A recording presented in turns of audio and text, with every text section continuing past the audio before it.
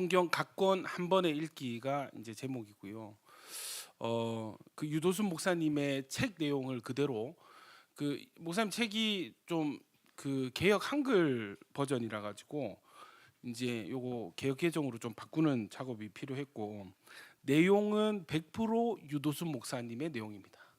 예. 자, 출애굽기 한 번에 읽기. 자, 출애굽기는 애굽으로 내려간 야곱의 자손들이 번성하는 것으로 시작이 됩니다. 그들이 내려갈 때는 몇 명이요? 70명. 자, 이들은 누구의 가족이죠? 야곱의 가족이었습니다. 전 가족이 70명이었습니다. 출애굽기 1장 7절 있습니다. 시작. 이스라엘 자손은 생육하고 불어나 번성하고 매우 강하여 온 땅에 가득하게 되었더라 했습니다. 자, 출애굽기 1장 7절에 그 지금 이 출애굽기의 전반적인 상황 뭐예요? 이스라엘 자손이 생육 어디서 많이 받지 않습니까? 어디 있습니까? 창세기. 그죠? 생육하고 불어나서 번성하고 매우 강하고 온 땅에 가득하게 되었더라. 그래서 여러분 사람에게 주신 생육하고 번성하라 하는 그 말씀이 지금 성취되고 있는 거예요. 애굽에서도. 자, 이 점에서 명심해야 할 점은 이들은 단순한 야곱의 자손이 아니다. 내려갈 때는 야곱의 가족이었으나 이제는 뭐예요? 이스라엘 민족이 되었습니다. 창세기 32장 28절 시작. 그가 이르되 내 이름을 다시는 야곱이라 부를 것이 아니요 이스라엘이라 부를 것이니 이는 내가 하나님과 및 사람들과 겨루어 이겼음이니라. 야곱의 이름이 이스라엘로, 그러니까 민족의 이름으로 바뀌어졌습니다. 이스라엘 나라의 이름이 야곱의 이름이 된 것이죠. 그래서 지금 야곱의 가족이 70명이 내려갔으나 나중에 장정만 60만 명이 된 것은 뭐예요? 이스라엘 민족이 된 것입니다. 자, 이는 선민 이스라엘 자손이라는 점입니다. 자, 1번부터 8번까지 있습니다. 1번, 출애굽기는 크게 두 부분으로 나뉘어집니다. 첫 부분은 1장에서 18장까지 애굽을 출발해서 시내산까지의 여정이고, 두 번째 부분은 19장에서 40장은요 이제 시내산 기슭에서 시내산 앞에서 1년간을 머무르면서 율법을 받고 성막을 짓는 내용. 자, 여러분 모세가 산에 올라가서 무엇을 받냐면 두 가지를 받습니다. 첫 번째 뭐예요? 율법, 십계명, 율법. 두 번째는 성막 설계도를 받습니다. 기읍. 애굽으로 내려간 70명이 장정만 60만 명으로 번성할 수 있었던 것은 하나님께서 야곱을 애굽으로 내려 보내시면서 애굽으로 내려가기를 두려워하지 말라. 내가 거기서 너로 뭐를 이룬다고? 큰 민족을 이루게 하리라 하신 약속의 성취라는 것입니다. 여러분 성경은 항상 하나님의 계획과 계시를 통해서 일이 시작이 되는 것입니다. 여러분 우리 이거는 이제 한 민족에 일어났던 계시였다면 각 사람에게 주시는 하나님의 계시가 있지 않을까요? 여러분 어떤 일들이 일어날 때 하나님께서 그 계획을 우리에게 알려주시고 그 알려주시는 그것을 계시라고 합니다. 하나님 뜻을 보여주시는 것이죠. 그래서 하나님은 이 일들을 성취를 하고 계신다. 큰 민족을 만들 것이다. 어디에서? 애굽에서. 창세기 46장 3절 말씀의 성취가 뭐예요? 출애굽기 1장 7절 말씀이 되는 것입니다. 아멘이시죠? 자, 니은 또한 그들이 바로의 압제를 받게 된 것도 왜 갑자기 이 바로 왕이 나타나 가지고 정권이 왕조가 바뀌어 가지고 이해되시죠? 하나님께서 왜 압제가 시작이 됐는가? 하나님께서 아브라함에게 너는 반드시 알라. 내 자손이 이방에서 객이 되어 그들을 섬기겠고 그들은 400년 동안 내 자손을 괴롭히리니 그들이 섬기는 나라를 내가 징벌할지며 그 후에 내 자손이 큰 재물을 이끌고 나오리라. 창세기 15장 13절 10 이거 누구한테 하신 말씀이에요? 아브라함에게 한테 하신 말씀이죠. 여러분 처음에 언약을 맺으실 때부터 뭐를 가슴에 품고 계셨어요? 애굽에서 큰 민족, 객이 되고 고생하다가 400년 동안 큰 재물을 가지고 나오게 되는 것. 이해되시죠? 요게 이미 하나님의 마음속에 있었다는 것입니다. 이 예시가 있었다. 그렇기 때문에 바로 왕이 이제 이집트 왕조가 바뀌어지게 되는 거예요. 여러분 저는 한 번씩 EBS 다큐멘터리나 넷플릭스 뭐 이런 다큐멘터리 시리즈 나오거든요. 그런 거 보면은 이게 여러분 궁금하지 않으세요? 이런 거 궁금하지 않으세요? 모세 시대의 바로는 누구일까? 누군지 아세요, 여러분? 주로 추정하기로 람세스 2세로 보고 있습니다. 람세스 2세. 또 여러분 그런 거 있잖아요. 요셉 시대에 그 요셉을 국무총리로 만든 그 왕은 누구일까? 이런 거 궁금하지 않으세요? 또 그렇지. 그 모세 어머니는 누굴까? 이름. 저 신대원에서 요거 배웠는데 모세를 양자로 삼은 어머니가 그 전례 없던 여자 황제가 되는 거죠. 왕조에. 왜냐하면 남편 죽고 막 이렇게 되면서 아들이랑 결혼했나? 뭐 그런 그게 있었는데, 예. 그래서 섭정 왕으로 통치를 하고 절대 어떤 권력을 가진. 그러니까 이 그 뭡니까? 히브리 노예를 양자로 삼을 수 있었던 것입니다. 근데 이게 사실은 이 그 이집트 궁궐에서 계속 문제가 되는 거죠. 이게 그런 왜 생각해 보십시오. 왕자가 사람 죽이고 부하 죽일 수 있잖아요, 그죠? 근데 그게 왜 두려워 가지고 도망을 치냐 이거예요. 그건 뭐냐면 그 어떤 그 왕조의 어떤 분위기가 있었다는 것이죠. 제가 죄송합니다. 제가 이런 구체적인 그 생각이 안 나는데 그 위쪽 지방에 그러니까 가나안 땅 지역의 민족들과 애굽이 전쟁이 있던 시기였습니다. 근데 혈통적으로 보면은 히브리 민족은 가나안 쪽 계열이거든요. 피가 땡긴다고 이 사람들이 만약에 우리가 전쟁할 때 돌아서게 되면은 애굽은 좀 치명타를 입을 가능성이 높다. 그래서 뭐예요?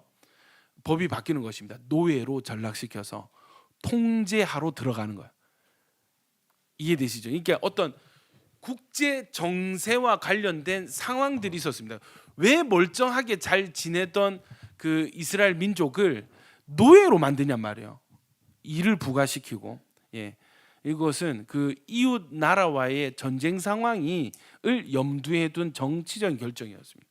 근데 여러분 이거는 정치적인 결정이 아니라 사실 뭐예요? 언약의 성취가 되는 거예요. 하나님은 이런 상황이 되어질 것을 알고 계셨습니다.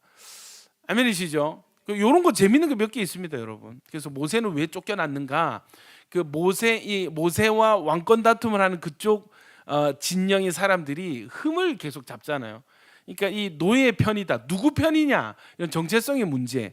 또 성경에는 드러나지 않지만은 모세가 어느 순간 자기가 히브리 민족 출신인 거를 알게 되거든요. 그거를 어디서 어떤 시점으로 봐야 되느냐 했을 때 많은 사람들이 추론하기를 언제예요? 유모가 친모잖아요. 그죠? 그래서 성장 과정 중에 엄마가 알렸을 것이다. 아니면 본인이 눈치를 챘든지. 어쨌든 모세는 그 본인이 히브리 민족의 출신인 것을 알고 있었다. 심지어 모세는 언약을 알고 있었습니다. 왜 자기 민족을 괴롭히는 이스라엘 그 감독관을 죽였는가?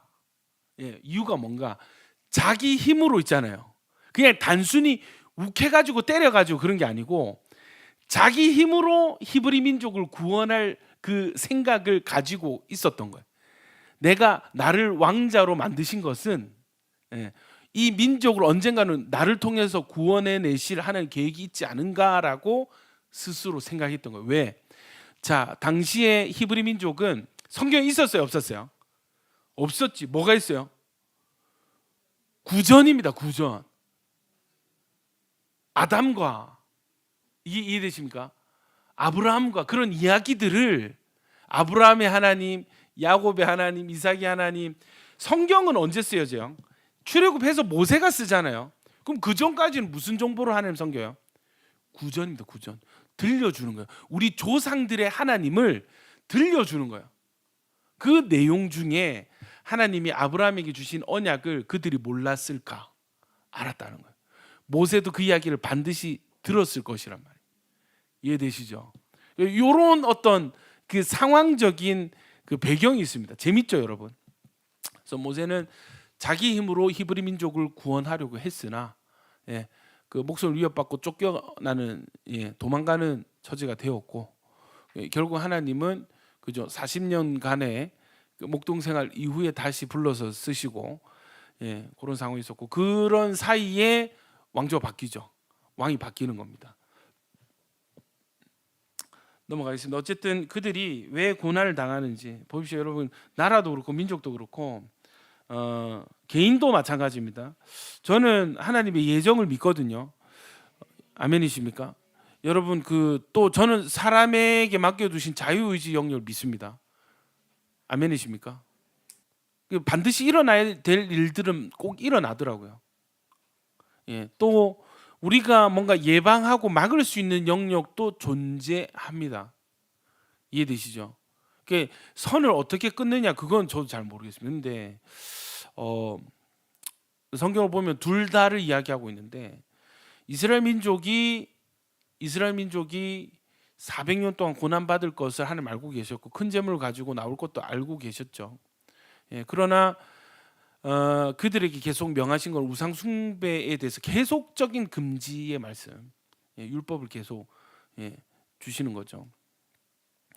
그 어디까지가 예정이고 어디서부터는 이게 불확실한 영역인지는 아무도 모릅니다, 사실은. 여러분 개인도 마찬가지입니다. 일어나야 될 고난들은 항상 일어나더라고. 또 기도해서 막을 수 있는 영역도 존재하더라고.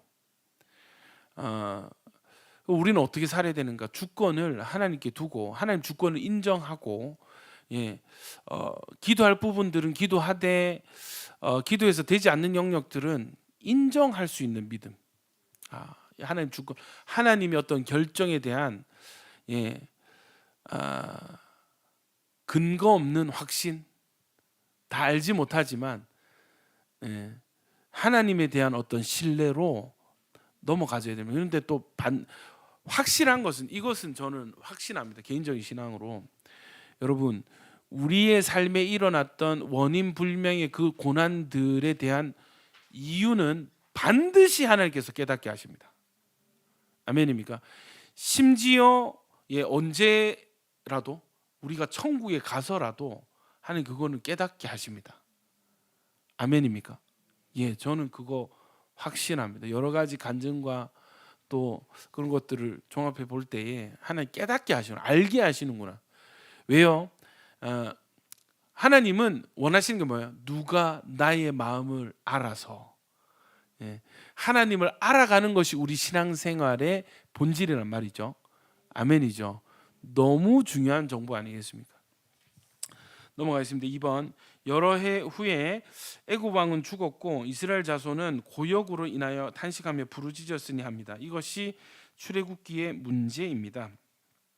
이런 처지에 있는 자들이 이 문제 상황이 발견한 거죠.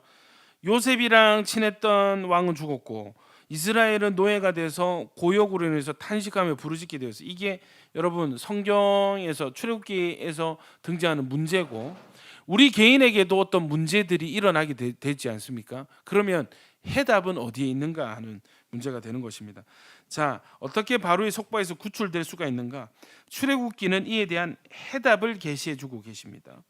자, 하나님께서 야곱의 자손 70명을 애굽으로 내려 보내셔서 이러한 상황에 처하게 하심은 출애굽이라는 예표를 통해서 또 죽기를, 이거 같이 읽습니다. 시작. 또 죽기를 무서워함으로 한평생 매여 종노릇하는 모든 자들을 놓아주려 하심이니. 아멘. 여러분 히브리서는 레위기서에 대한 이 주석서로 보면은 딱입니다. 히브리서는 정말 읽을수록 깊이 있는 책인데요. 히브리서에서 뭐라고 나와 있어요? 왜 하나님께서 모세를 보내셔서 구원하셨는가? 하나님 하시는 이 구속사의 일이 무엇인가? 죽기를 무서워함으로 한평생 매여 종노릇하는 모든 자들. 이 누구예요? 지금 출애굽 상황의 이스라엘이고 죄의 종노릇하는 저와 여러분 아니겠습니까? 하나님 결론 뭐예요? 놓아주려 하심이니. 해방의 어떤 목적이 있는 것입니다. 자, 이것은 영적 출애굽이라 할 수 있는데 이것을 계시하려는 의도에서였을 것입니다. 2페이지. 여러 해 후에 애굽 왕은 죽었고 이스라엘 자손은 고된 노동으로 말미암아 탄식하며 부르짖으니 그 고된 노동으로 말미암아 부르짖는 소리가 하나님께 상달된지라. 하나님이 그들의 고통 소리를 들으시고 하나님이 아브라함과 이삭과 야곱에게 세운 그의 언약을 기억하사 하나님이 이스라엘 자손을 돌보셨고 하나님이 그들을 기억하셨더라고 합니다. 자, 이 점에서 강조해야 할 점은 언제나 그러하듯이 애굽에서 해방될 수 있었던 것이 그들의 부르짖음이 아니라 선수적인 하나님의 언약이 있었음을 증거해야만 합니다. 여러분 이렇게 얘기하면은 이제 알미니안적으로 해석하시는 분들은 아니 그럼 뭐 기도를 그래도 기도를 했으니까 응답하신 거 아닙니까? 이렇게 하잖아요. 저는 어떻게 제 견해는 뭐냐면 둘 다 맞다. 이런 상황을 주셔서 어떤 상황이에요? 기도할 수밖에 없는 상황을 주시는 거예요. 아멘이십니까? 이게 한쪽 면에서 보면은 기도해서 응답하신 것 같고 또 한쪽 면에서 보면은 그런 상황을 주셨기 때문에 기도하게 하셨기 때문에 기도한 것이 이렇게 해석할 수 있는 거죠. 뭐가 맞는 것 같아요? 우리는 모릅니다, 여러분. 근데 우리는 모릅니다. 어디까지가 우리 자유의지고 어디까지가 하나님의 운명적인 예정론인지 모를 일입니다. 먼저 우리가 기억해야 될 것은 뭐예요? 이 모든 것이 하나님의 계획 아래 있다. 하나님 주권 안에 있다. 아멘이십니까? 그래서 먼저 선수적인 하나님의 계획하심을 으로부터 시작하는 것이 중요하다. 아멘이시죠? 자, 이 점이 모세를 부를 때 뭐라고 불렀어요? 같이 읽습니다. 시작. 나는 내 조상의 하나님인 아브라함의 하나님, 이삭의 하나님, 야곱의 하나님이 하신 데서 드러납니다. 이게 뭐예요? 조상의 하나님이잖아요. 그러니까 아브라함의 하나님 하는 순간 이미 여러분 끝이 난 것입니다. 왜? 창세기 15장에 그 말씀이 있었기 때문에. 이 상황은 하나님의 계획하심 아래에 있는 상황이 맞는 것이죠. 그러니까 이번의 문제대로 하면은 지금 이스라엘이 겪고 있는 민족적인 어떤 상황과 그 문제는 하나님의 주권 아래, 하나님의 계획 아래에 있는 상황이라는 것입니다.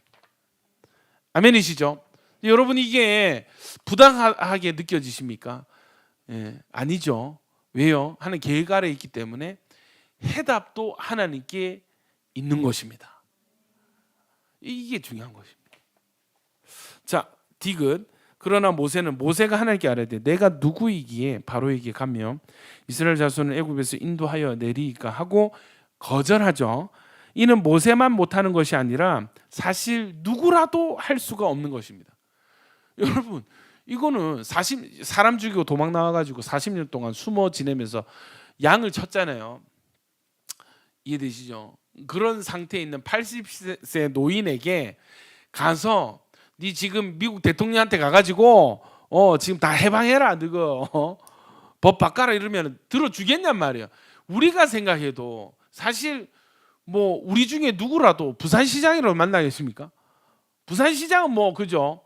뭐 미친 척하고 시청 쳐들어가면은 만날 가능성이 있는데 대통령한테 가라 이러면 청와대에서 여러분 바로 걸리겠죠.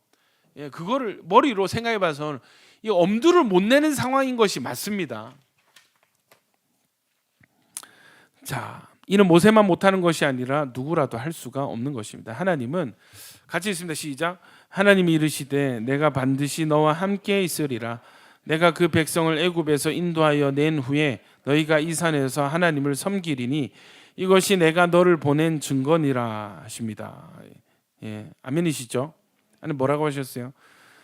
내가 하는 것이 네가 하는 것이 아니라 하나님 내가 하는 것이다 라고 말씀하십니다.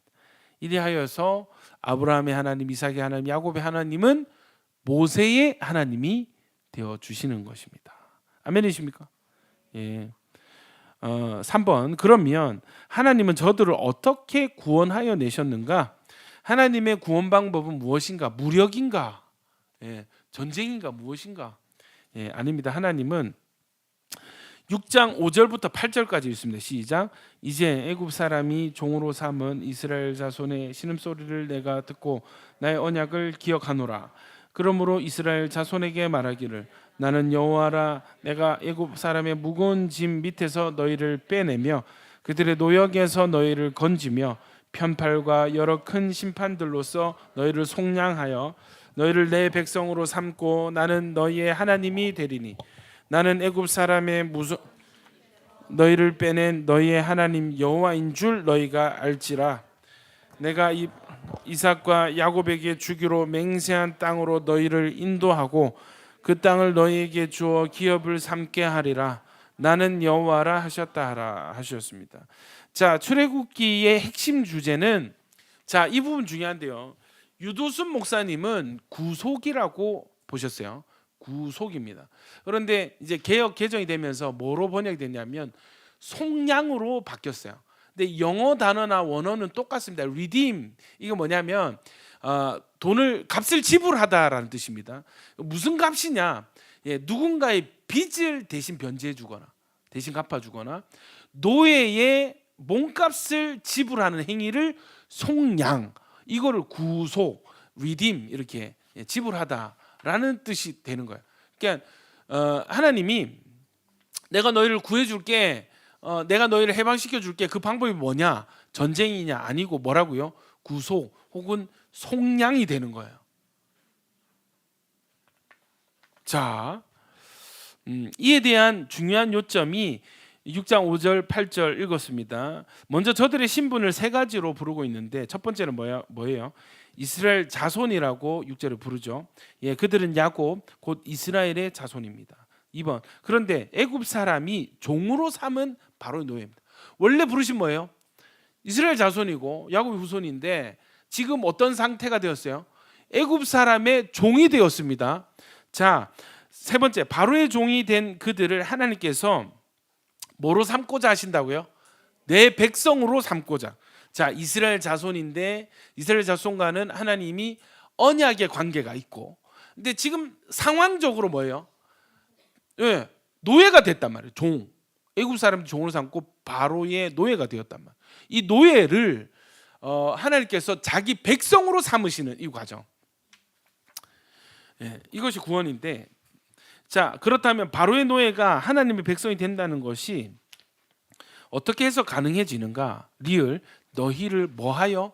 속량하여. 속량입니다. 속량해서 미음 너희로 내 백성을 삼고 나는 너희 하나님이 되리니 했습니다. 비읍 내가 아브라함과 이삭과 야곱에게 주기로 맹세한 땅으로 너희를 인도하고 그 땅을 너희에게 주어 기업을 삼게 하리라. 나는 여호와라 하십니다.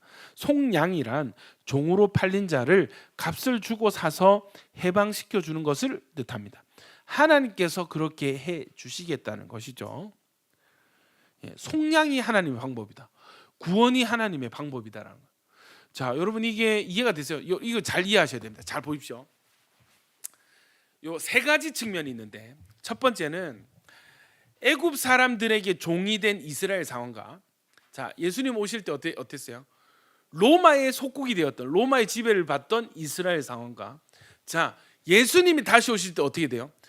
적그리스도의 노예로 살아가는 하나님의 백성들, 교회 성도들, 요 세 가지 상황이 일맥상통하다는 것입니다. 자, 4번, 그렇다면 그들을 어떤 방도로 구속하여 하나님의 백성으로 삼으셨는가? 그 내용이 12장에 나오는 유월절 양입니다. 흠없는 수양을 잡아 그 피를 문 좌우 설주와 임방위에 바르고 아침까지 한 사람도 그 문 밖으로 나가지 말라고 하십니다. 그 밤에 애굽 땅에 두루 다니며 처음 난 것을 멸하실 때에 내가 피를 볼 때에 너희를 넘어가리니 하고 말씀합니다. 죽음의 천사가 임방과 좌우 설주에 피가 낭자하게 뿌려진 집에 당도하게 되었을 때에 그 피를 보고 이 집은 벌써 심판이 시행이 되었군 하고 건너고 넘어가게 된다는 것입니다. 그러므로 명심해야 할 점은 이스라엘 집에서도 죽음은 있었다는 것입니다.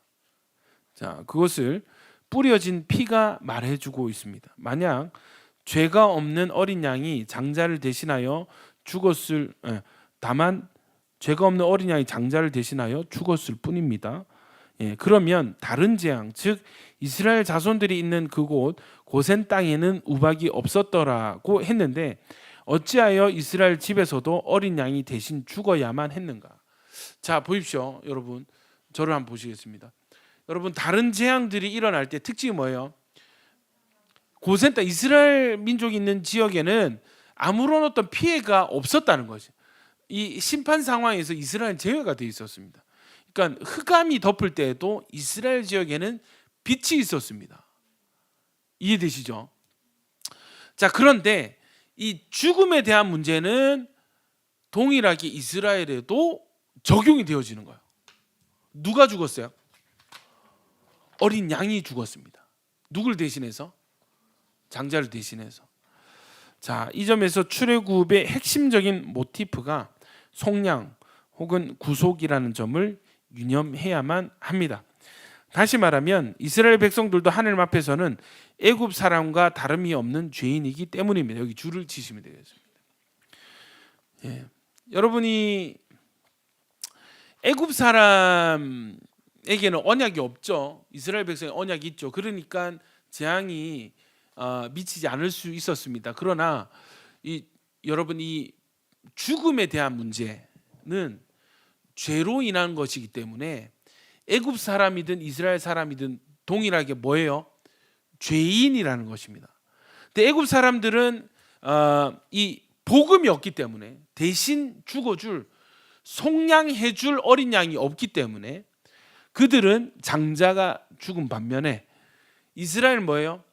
대신 죽어줄 어린 양이 있었기 때문에 그들이 구원을 받을 수 있었다는 것입니다. 이건 무엇을 가르쳐 주는 겁니까? 복음을 가르쳐 주는 것이고 하나님의 구원 계획을 알려주시는 것입니다. 아멘이십니까? 단순히 어떤 강대국 아래 압제당하고 있는 한 노예된 민족을 구원해내는 것이 목적이 아니라 지금 뭔가를 자꾸 가르쳐 주려고 뭔가를 드러내고 뭔가 하나님의 뜻을 뭔가 알려주려고 애를 쓰시고 계시는 것처럼 보이지 않습니까? 여러분, 하나님이 그 아브라함 시험하실 때도 야 절벽에서 이삭 밀어봐. 그렇게 할 수도 있잖아요. 굳이 야 아들이 좋아 내가 좋아 이거 알 것 같으면 야 칼 들고 들어가서 지금 이삭 심장 찔러. 그렇게 이삭을 죽일 수도 있잖아. 근데 왜 번제를 드리라 했을까요? 왜 번제였을까요? 또 내가 일러준 그 산으로 가는 그 산이 뭐예요? 나중에 성전이 세워지거든. 그러니까 뭐를 지금 계속 하나님이 알려주시는 거예요? 구원 계획이라는 거예요. 구속사. 내가 너희를 구원할 방법이 무엇인지를 계속 하나님은 우리에게 알려주시는 것입니다.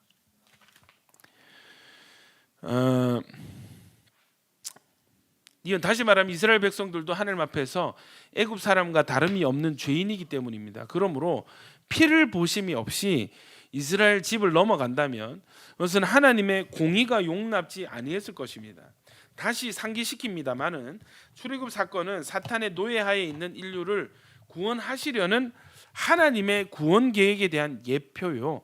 그 방도는 속량이라는 점입니다. 아멘이시죠? 출애굽 사건은 단순히 이스라엘 한 민족을 위한 구원 계획이 아니라 온 인류 전체를 향한 하나님의 구원 계획에 대한 예표인 거예요. 그러니까 이 방법대로 저희가 구원받고 하나님 자녀가 되었다는 것입니다. 아멘이죠? 그러니까 우리가 알아야 되겠어요? 몰라야 되겠어요? 여러분 이거 진짜 절기가 그 날과 때가 중요해서 절기가 중요한 게 아니고 이 절기에 숨겨져 있는 복음 하나님 구원 계획이 너무 중요하기 때문에 아멘이십니까? 우리 다음번에는 어디 진짜 저 깊은 산에 한번 들어가 가지고 개를 잡든지 근데 그죠? 개는 안 드시니까 저는 너무 좋은데 자 그 돼지를 잡든지 뭐 양은 구하기 힘들지 않아요? 양을 잡으면 제일 좋은데 왜냐하면 돼지는 잡을 때 너무 시끄러워요. 진짜 확 빨리 죽여버리고 싶어요. 이게 너무 막 울고 막 너무 지저분하 죽을 때까지 지저분하고 양은 아십니까? 양은 딱 그 목 딱 뜯잖아요. 그냥 숨소리 한 번 내고 죽습니다. 헉 이렇게 하고 그냥 조용히 죽습니다. 조용히. 예, 가죽도 돌아가면서 가죽도 벗겨보고 각도 한번 떠보고 도끼 가지고 이렇게 그 느낌을 알아야 됩니다, 여러분. 예? 안 할 것 같죠, 여러분? 닭이라도 잡을 겁니다. 예. 해봐야 됩니다. 이 느낌이 이 감각을 이거는 여러분 만약에 한번 해보잖아요. 제가 장담컨대 주님 오실 때까지 안 잊혀지실 겁니다. 그 느낌, 탁 이렇게 막 살과 뼈가 분리되는 그 느낌과 피가 얼굴에 탁 막 막 속에 창자 열었을 때 그 구역질 나는 냄새 있잖아요.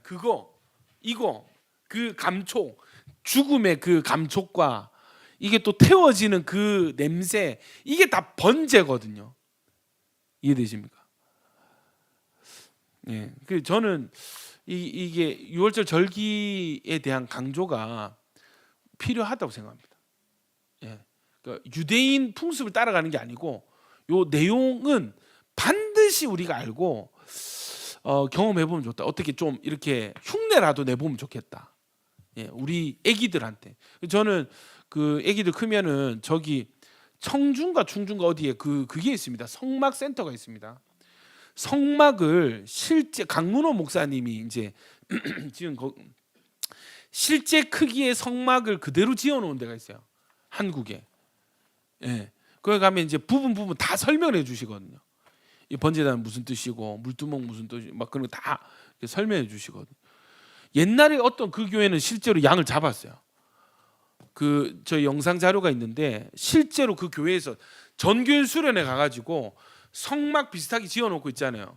성도들은 다 울타리 밖에 있고 안에 목사님들하고 흰 옷 입고 제사장처럼 해가지고 양을 실제로 잡습니다. 잡아가지고 태운 데까지.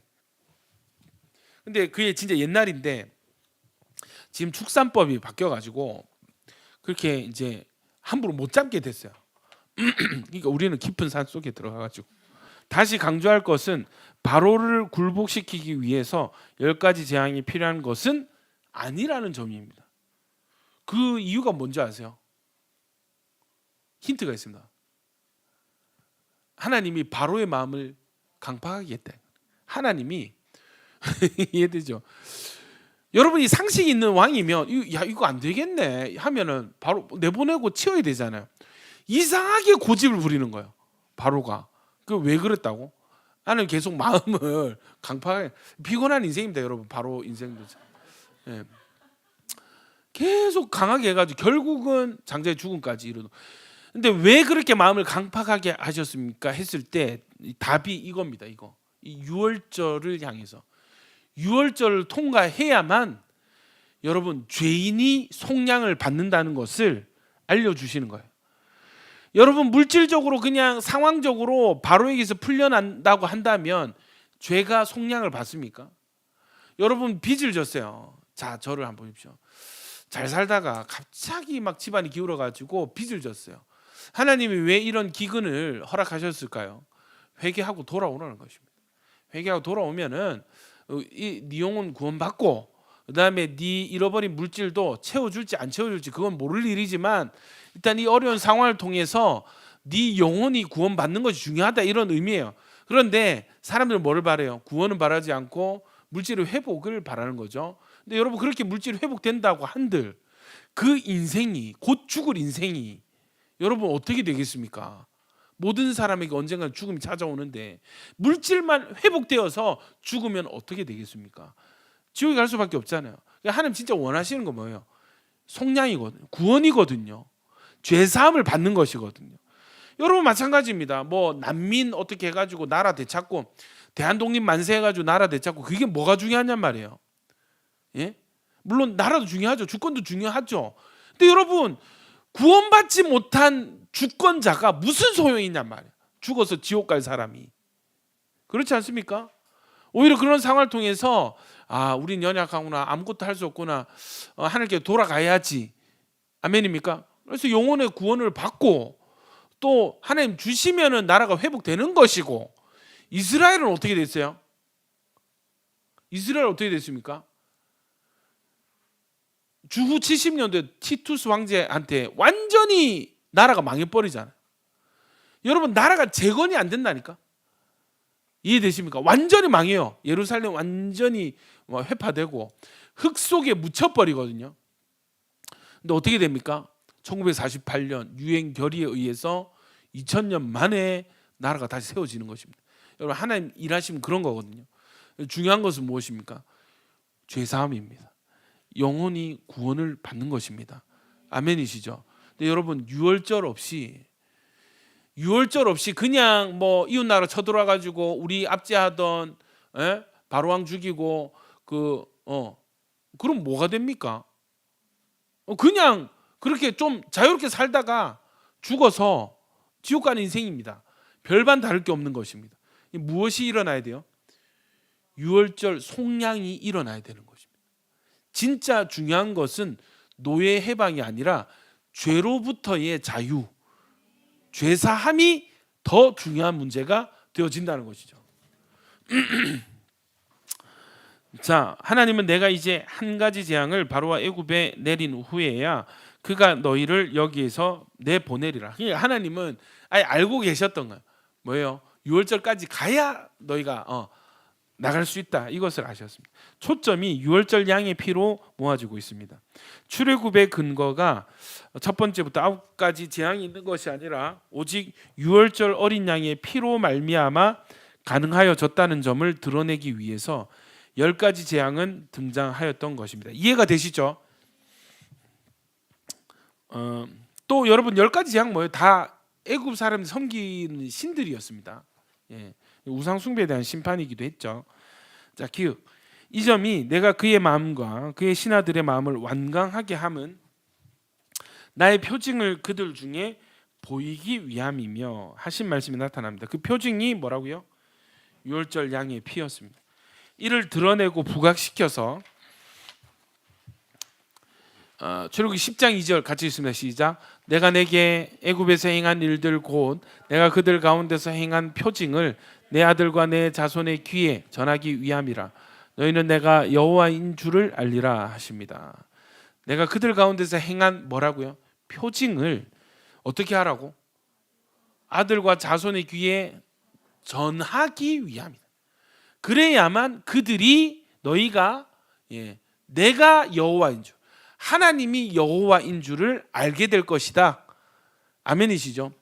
뭐 태양신이 아니라, 태양신이 여호와가 아니라, 금송아지가 여호와가 아니라 하나님이 여호와이심을 이 표징을 통해서 알게 된다는 것이에요. 아멘이죠? 주님은 내가 고난을 받기 전에 너희와 함께 이 유월절 먹기를 원하였노라 라고 하십니다. 주님께서 잡히시던 이 밤이 마지막 유월절이요, 그림자로 보여주신 유월절이 성찬으로 개혁이 되는 밤. 유월절에 여러분 먹고 마셨잖아요. 가족들이 모여가지고 쓴 나물과 양을 구워서 먹었습니다. 그리고 뭐예요? 유월절마다 유대인들은 모여서 함께 이 식사를 하는 전통이 있었는데, 이 유월절 성찬은 예수님께서 내가 이거를 너희와 함께 먹기를 내가 간절히 기다렸다 이야기하시는 거 뭐예요? 성찬을 만들어 주시는 거예요. 아멘입니까? 유월절이 성찬이 되어지는, 그래서 이 예표적으로 떡을 찢어주시는, 너희를 위한 내 몸이니 먹으라, 너희를 위해 흘린 내 피다 이렇게 하시고 그날 밤에 잡히시고 십자가에서 돌아가신단 말이에요. 이해되시죠? 그 유월절에 돌아가신 거야. 자, 보십시오. 해가 지면은 하루가 시작된다. 해가 지고 저녁이 첫 끼가 되는 거예요. 그날 밤에 잡히셔서 다음 날에 오후 3시에 돌아가시잖아요. 이해되십니까? 이 유월절이란 말이에요. 아직 유월절. 그런데 시간은 지금 몇 시예요? 정오에 달리니까 3시간 동안 달려 계셨잖아요. 정오는 한낮이거든요.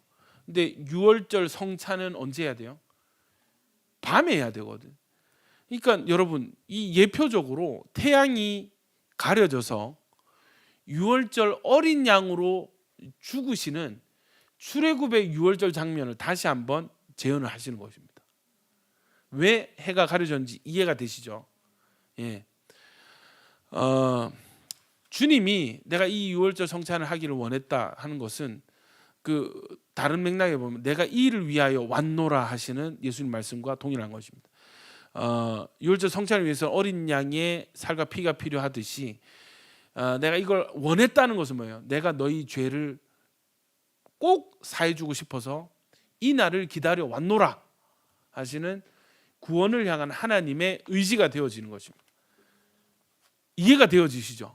그냥 단순히 너희랑 밥 먹고 싶었어, 맛집 가고 싶었어, 이게 아니라 죄사함, 속량이다. 그러므로 유월절이라는 주제는 영적 출애굽을 이해하는 데에도 결정적으로 중요합니다. 뒤에 가서 복음서들의 초점이 어디에 맞춰져 있는가를 확인해 보시기 바랍니다. 한결같이 유월절 곧 그리스도의 죽음에 맞춰져 있습니다. 신약의 성도들만이 아니라 구약의 성도들까지도 속량 혹은 구속을 통해서만이 구원에 이를 수 있었다는 점을 명심해야만 합니다. 죄값에 팔려 사탄의 노예가 된 자들이 구원받아 하나님 자녀가 될 수 있는 길은 죄값을 대신 지불하는 구속 외에는 다른 방도는 없었던 것입니다. 이 사건은 가히 구약에 나타난 십자가 사건이었던 것입니다. 구약의 성도들은 어린 양이라는 예표를 통해서 장차 오실 그리스도를 바라봄으로 구원을 얻을 수가 있었고, 신약의 성도들은 이미 오신 그리스도를 믿는 차이뿐입니다. 그래서 이 출애굽의 하이라이트는 유월절이다. 이해되시죠? 예. 6번, 이 점에서 유념해야 할 것은 구원 계획에 있어서 구속이 핵심적인 요점이지만 구속 자체가 목적은 아니라는 점입니다. 하나님의 해방의 수단은 속량 혹은 구속이었잖아요. 그런데 구속 자체가 목적이 아니라는 거예요. 그러니까 우리 언어로 쓰면은 여러분 죽어서 천국 가는 게 구원받 지옥에 안 가는 게 하나님의 목적이 아니라는 것이죠. 이제 이해가 되십니까? 이해가 되십니까? 오케이, 계속 읽어봅시다. 하나님은 구속하신 후에 방치하신, 자 이제 너희 노예였는데 너무 힘들었지, 이제 풀어줄게, 마음껏 살아, 이게 아니라는 거야. 방치하신 게 아니고 자기 백성으로 삼으셨던 것입니다. 왜 그렇게 하셨는가? 인류의 시조가 범죄함으로 에덴에서 추방당한 사건은 하나님께서 자기 백성을 잃어버린 사건이었기 때문입니다. 우리 지난주 205 기억나시죠? 에덴에서 아담과 하와를 이 추방하신 것은 하나님 나라 관점에서 백성을 잃어버린 하나님 나라의 파괴의 일이다. 기억나시죠? 같은 관점입니다. 그러므로 구속의 목적은 잃어버린 하나님의 백성을 찾으심에 있는 것입니다. 그리하여 하나님은 저들의 하나님이 되시고 저들은 하나님의 백성이 되는 이것이 출애굽기의 중심 주제입니다. 그러므로 하나님께서 모세를 바로에게 보내셔서 한 말이 일관되게 뭐라고요? 이스라엘 백성을 계속 내 백성이다, 내 백성을 보내라, 그들이 나를 섬기라, 내 백성이라고 계속 말씀하십니다.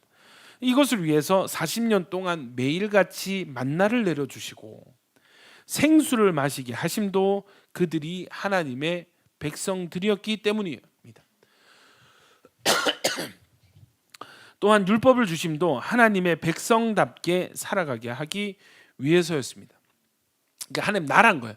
하나님 나라 백성이 있고 또 왕의 공급이 있고 또요 법이 있는 것입니다. 그게 율법이 되는 거죠. 그러므로 십계명의 서문은 나는 너를 애굽 땅 종되었던 집에서 인도하여 낸 너의 하나님 여호와로라. 예, 라고 말씀하십니다. 하나님의 백성들이 모든 규례를 지켜 행할 때에 이방인들이 그들이 이 모든 규례를 듣고 이르기를 이 큰 나라 사람은 과연 지혜와 지식이 있는 백성이로다 하리라. 신명기서는 뭐예요? 여러분 가나안 땅에 들어가기 전에 모세의 마지막 설교였지 않습니까? 자, 근데 너희는 이 율법을 지켜서 행해야 될 이유가 뭔가? 그들이 이 모든 규례를 듣고, 예를 들면 이런 거, 너희는 왜 주일마다 교회 가? 너희는 왜 11조를 헌금을 해? 너희는 왜 맨날 기도한다고 맨날 말씀 읽는다 그래? 이들 왜 회개하고 믿는다 하고? 이 모든 규례를 듣고 이르기를, 결론이 뭐예요? 이 큰 나라 사람 과연 지혜와 지식이 있는 백성이로다. 뭔가 다르네. 너희 우리랑 라이프 스타일이 다르네. 이해되시죠? 구별됨을 깨닫게 하는 것입니다. 과연 하나님의 백성은 다르구나. 하나님이 다스리는 나라는, 하나님 나라는 이 땅의 나라와 다르구나. 다른 기준으로 운영이 되고 다른 방식으로 통치가 되는구나. 다른 방식으로 복을 받는구나. 아멘이십니까? 그런데 지금 여러분 이게 완전히 망가져 버렸습니다. 지금 이유가 뭔지 아십니까? 말씀에서 떠났습니다. 교회들이 말씀에서 떠났습니다. 은사고 뭐고 하여튼 말씀에서 떠나면은 길이 없습니다. 아멘입니까? 말씀에서 떠난 것이 첫 번째 저주입니다. 은사 중단론자라도 좋습니다. 차라리 은사 부인해도 상관없습니다. 말씀 중심이라면, 말씀이 있다면 하나님 복을 주시거든요. 아멘입니까? 근데 그런 사람들은 결국에는 어떤 본인의 어떤 무력함과 나약함을 깨닫고 기도할 수밖에 없고 하나님 능력 기다릴 수밖에 없지만, 그래도 말씀 없이 하는 것보다 여러분 모르더라도 말씀이 회복되는 게 중요합니다. 아멘입니까?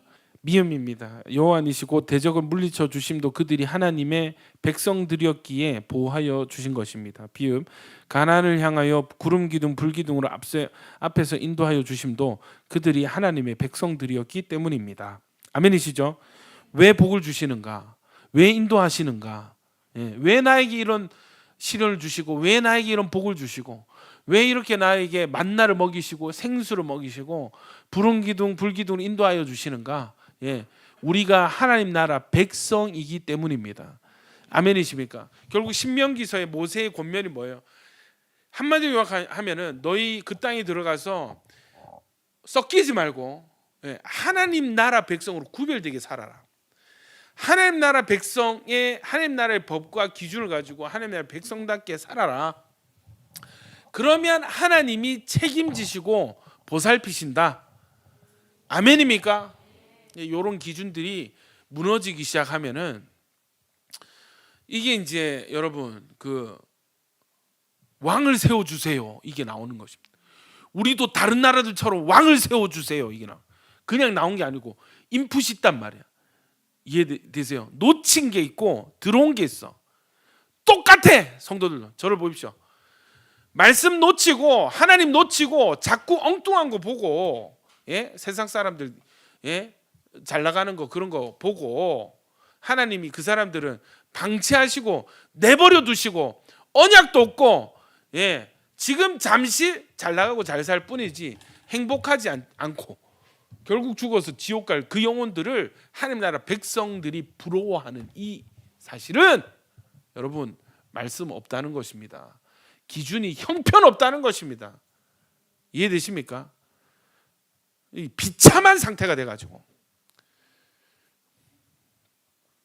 아예 막 속 시원하게 그냥 하나님 모르면은 세상 밖에 뛰어나가고 그들과 같이 경쟁해가지고 힘도 부족하겠지만 한번 되는 데까지 한번 땡겨가지고 한번 한탕 해보고 잘 되면 뭐 인생 뭐 한 방이니까 뭐 있나 하면서 잘 되면 대박이고 못 되면 쪽박이고 뭐 그래가지고 인생 낭비하고 차라리 그렇게 시원하게 속 시원하게 말아먹고 아이고야 주님 제가 틀렸습니다 하고 차라리 두 손 두 발 들고 돌아오든지 아니면은 확실하게 나는 하나님께 승부를 건다.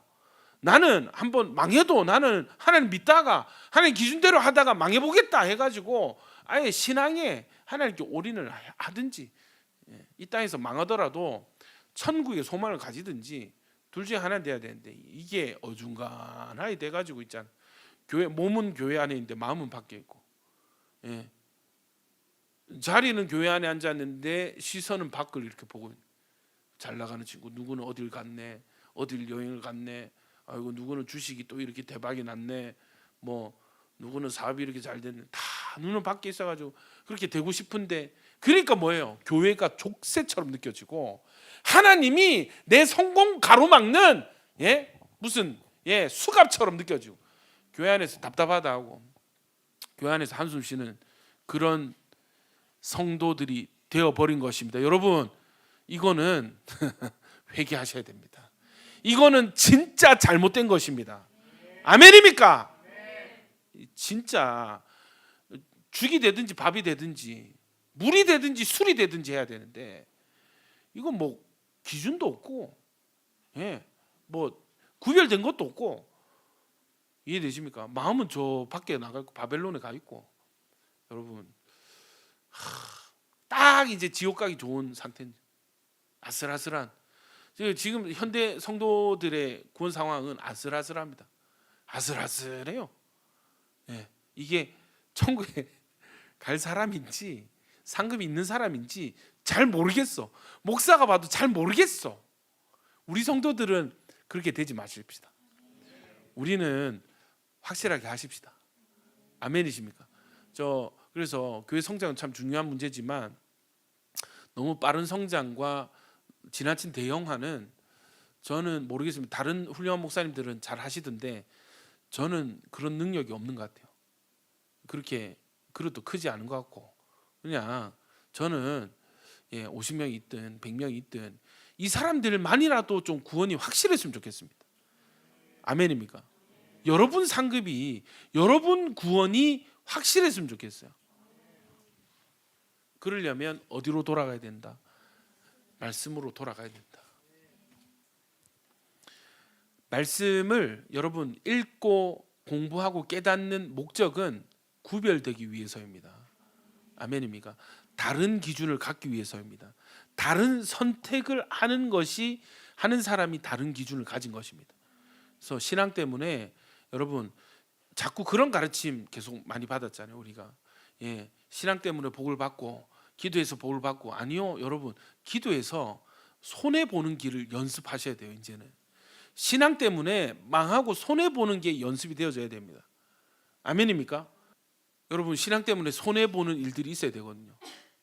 그게 좀 자랑스러워야 되거든. 와, 내가 주님 때문에 내가 승진할 수 있는 기회를 자발적으로 거절하고, 주님 때문에, 교회 때문에 더 편하고 성공할 수 있는 길을 놓치게 되고, 아멘입니까? 사명 때문에, 한 영혼 때문에, 교회 때문에, 여러분 그게 자랑이 되고 그게 표징이 돼가지고 다음 세대 자손들에게 야 역시, 여러분 그렇게 하면 하나님 내버려 두실까요? 제가 아는 하나님 절대로 가만 안 두십니다. 그런 선택을 하는 사람들을 하나님 절대로 놓치지 않으십니다. 아멘입니까? 그런 게 이제 좀 나와져야 되는 거예요. 이제 더 이상 예수 잘 믿어가지고 복 받는 거 이제 좀 그만하고, 예수 때문에 좀 내려놓고 손해 보는 길을 이제 조금 연습을 한번 해보십시다. 아멘입니까? 자, 계속하겠습니다. 7번, 우리는 한 걸음 더 나아가야만 합니다. 하나님은 내가 그들 중에 거할 성소를 지으라 하고 명하셨기 때문입니다. 그러므로 하나님께서 시내산에서 주신 것은 율법만이 아니었습니다. 성막 식양도 주셨습니다. 아멘이시죠? 자, 두 가지 주셨어요. 율법 10계명만 주시지 않고 성막 식양도 주셨습니다. 기읍, 만일 10계명만을 주시고 성막을 주시지 않으셨다면 구약의 성도들은 한 사람도 구원을 얻지 못했을 것입니다. 왜냐하면 율법으로는 뭐라 한다고요? 율법의 기능 뭐예요? 죄를 깨닫는 것입니다. 문제를 인식하게 하는 것이 율법의 기능입니다. 아멘이죠? 자, 성막 번제단에 가서 속죄제를 드림으로써 죄에 대한 해결을 받을 수가 있었기 때문입니다. 그래서 성막은 문제에 대한 해답으로 주어진 것입니다. 할렐루야. 여러분 이거 진짜 중요한 거. 자, 시내산에서 뭘 주셨다? 첫 번째 율법, 두 번째 성막 설계도. 자, 율법은 뭐를 하는 기능이 뭐라고요? 죄를 깨닫게 하는 것입니다. 죄를 깨닫게 하는 것. 근데 성막은 뭐 하는 거예요? 제사를 지내는. 제사는 왜 지냅니까? 죄 때문에. 그러니까 율법으로 죄를 깨닫고 이 죄는 어디에서 해결을 받는 거예요? 성막에서 속죄 제사를 드림으로 내 죄를 씻을 수 있는 것입니다. 그러니까 율법으로 인식해서 성막으로 해결하는 것이죠. 그러므로 성막 식양은 의문에 가려져 있는 복음이었던 것입니다. 니은 또한 성막을 주심은 자기 백성들과 동행하기를 원하셨기 때문입니다. 하나님은 출애굽의 목적을 그들은 같이 있습니다. 시작. 그들은 내가 그들의 하나님 여호와로서 그들 중에 거하려고 그들을 애굽 땅에서 인도하여 낸 줄을 알리라. 나는 그들의 하나님 여호와니라 라고 말씀하십니다. 하나님은 자기 백성들과 함께 뭐 하시기 원한다고요? 예, 내가 그들의 하나님 여호와로서 그들 중에 거하려고 인도하여 냈다. 출애굽했다. 출애굽하신 목적이 뭐라고요? 동행입니다. 동거하시는 것입니다. 자, 디귿 바로 이것입니다. 이는 출애굽의 목적뿐만이 아니라 성경 전체의 중심 주제인 것입니다. 그러므로 하나님 나라 건설은 지금 하시는 모든 일들의 최종 목적이 뭐예요? 하나님의 장막이 사람들과 함께 있음에. 여러분 하나님 장막이 사람들과 함께 있었던 때가 언제입니까? 광야에서 또 다윗의 장막, 아멘이시죠? 그리고 성전에서, 성전 건물이니까 성막은 출애굽 광야에서, 그리고 다윗의 장막 두 가지인 거죠. 근데 뭐예요? 그들은 하나님의 백성이 되고 하나님이 친히 그들과 함께 계셔서 모든 눈물을 닦아주시고 사망이 없고 애통 곡하는 것이 아픈 것이 다시 있지 않. 이것이 완성이라는 것이죠. 그래서 결론은 뭐예요? 하나님 나라 완성은 핵심이 어디에 있습니까? 하나님과 우리가 함께 지내는, 언제처럼? 에덴에서처럼, 그때처럼 하나님과 왕과 백성이 함께 거하는. 근데 그 나라 뭐예요? 사망이 없고 눈물이 없고 애통하는 것이 없고 아픈 것이 없고 병든 것이 없고, 그런 나라를 우리를 위해서 우리에게 허락하시는, 이것이 하나님 나라 완성의 목표인 것입니다. 이해되시죠?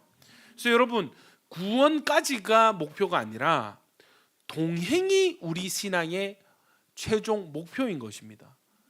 아멘이시죠? 구원이 아니고 출애굽이 아니라 동행이라면 아멘입니까? 그럼 여러분 이거는 우리 삶 전반에 대격변이 일어나야 됩니다.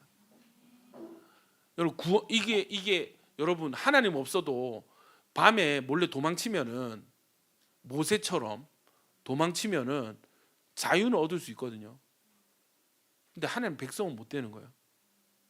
그들의 신은 여전히 송아지일 수 있습니다. 근데 여러분 하나님과 동행이 최종 목표라면 여러분 이거는 A부터 Z까지 다 바뀌어야 돼요. 우리가 예배 드리고 싶어. 애굽에서는 예배 드리려면 나 신을 섬기고 싶어. 뭔가 지금 마음이 불안하고 지금 중요한 일을 앞두고 있는데 뭔가 기도를 해야 될 것 같아. 그러면 내가 원하는 신을 쭉 해가지고 하나 픽업하면 됩니다. 나 이번에는 이 신을 한번 예배를 드려. 예배 방식도 내가 하고 싶은 때 하고 싶은 방식으로 하면 돼. 이해되시죠? 근데 여러분 만약에 내가 하나님과 동행, 하나님 나라 백성으로 부름받았다면 그거 안 통합니다. 예배 드리고 싶어. 그러면 어디에서? 성막에서. 누구를 통해서? 제사장 통해서. 어떻게? 번제 제사로. 번제 제물의 기준은 흠없고 1년 된 순양이고, 얘도 점도 없고 무흠해야 되고. 이해되시죠? 여러분 이런 기준들이 하나님이 정하신 기준들을 지켜나가야 된다는 것이. 이해되십니까? 아무렇게나 기도하는 게 아니고 어떻게 기도해야 돼요? 예수님의 이름으로 하나님 아버지께 기도해야 된다는 것입니다. 아멘입니까? 여러분 이게 동행입니다. 여러분 내가 뭔가 어디 이사를 하고 싶어요. 이사를 하고 싶어요. 내가 아무 때나 내가 원하는 집에 가는 것이 아니라 동행이 목표라면 뭐 해야 돼요? 기도해야 됩니다. 뭐 해야 됩니까? 들어야 됩니다. 뭐 해야 됩니까? 순종해야 됩니다. 아멘입니까? 저는 그 잘 나가는 교회의 공통점을 봤을 때 어떤 거를 발견했냐면 성도들이 교회 주변에 다 살더라.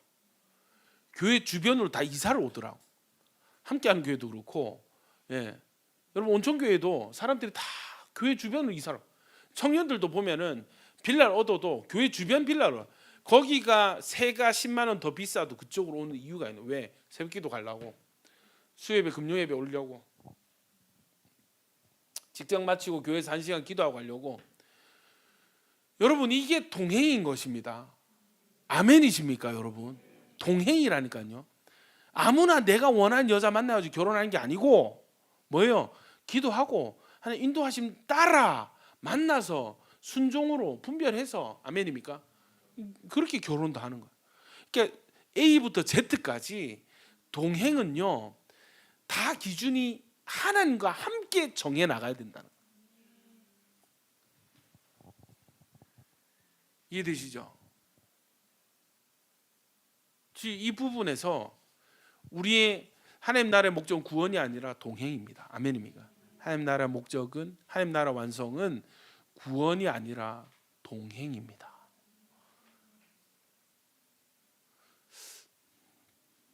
자, 일단 내용을 마무리하겠습니다. 기억. 성막의 출애굽기는 고역으로 인하여 탄식하며 부르짖는 것으로 시작하여 하나님의 영광이 성막에 충만한 것으로 끝나고 있습니다. 기억. 성막에 충만한 영광은 요한복음 1장 14절 시작. 말씀이 육신이 되어 우리 가운데 거하심에 우리가 그의 영광을 보니 아버지의 독생자의 영광이요 은혜와 진리가 충만하더라. 아멘이시죠? 예. 에 대한 모형이고 그리스도의 구속으로 말미암아 이제는 시작.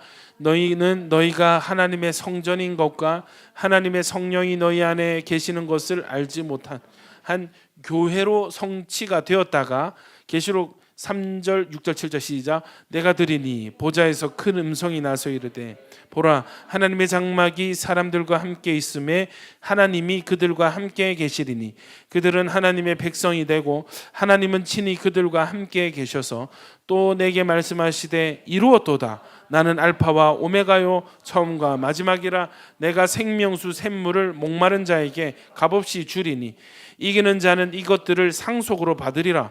나는 그의 하나님이 되고 그는 내 아들이 되리라 에서 완성이 될 모형인 것입니다. 아멘이시죠?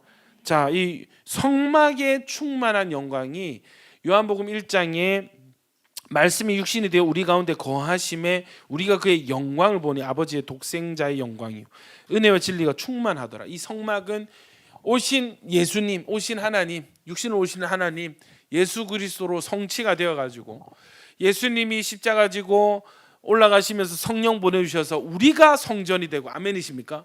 결국은 계시록에서 뭐예요? 하나님의 장막이 사람들과 함께 있음에 했던 이것이 이루었도다. 나는 알파와 오메가다. 내가 시작했고 내가 끝을 맺었다 하시는 그 선포. 그래서 그는 나는 그의 하나님이 되고 그는 내 아들이라, 아들이 되리라 해서 완성이 될 모형이다. 성막은 곧 완성될 하나님 나라 천국에 대한 모형이 되게 되는 것입니다. 아멘이죠? 천국의 본질이 뭐야? 하나님이 우리의 왕이 되시고 우리가 하나님의 백성이 되고 21장 7절에는 그는 내 아들이 되리라 했습니다. 하나님 나라 백성이면서 하나님의 아들들이 저와 여러분이 되어야 될 줄로 믿습니다. 그래서 출애굽기에서 그리스도는 첫 번째 6월절 어린 양으로 나타나셨고, 나타나신 게 아니고 계시가 되었고, 중보자이신 제사장으로, 생명의 양식이신 만나로, 생수를 쏟아내는 반석으로, 또 인간의 장막을 입고 임마누엘 하실 성막으로 계시가 되어 있습니다. 그래서 출애굽기 역시도 예수 그리스도를 계시하는 책이다. 아멘이시죠? 출애굽기는 죽기를 무서워함으로 일생에 매여 종노릇하던 나 자신이 어떻게 해서 구원을 얻어 하나님의 백성이 되었는가 하는 우리들의 이야기요 바로 복음인 것입니다. 아멘.